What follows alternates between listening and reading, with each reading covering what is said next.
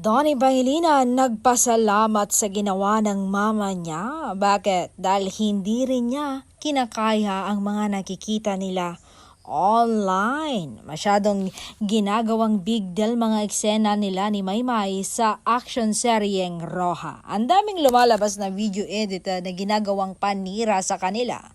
Ang dami kasing naniniwala rin na parang may something sa kanila ni aktres.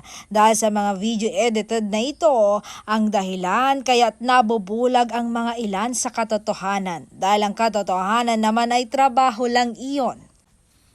Trabaho lang ang kanyang ginagawa.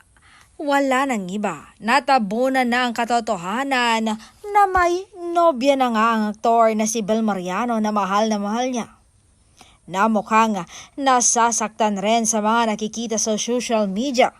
Kaya't Bablis, patuloy nating suportahan ang nagmamahalang Donnie at Bel dahil sa post nga ni Tita Maricel Laksa Pangilinan. Tiyak ako may pupuntahan ang relasyon ng dalawa.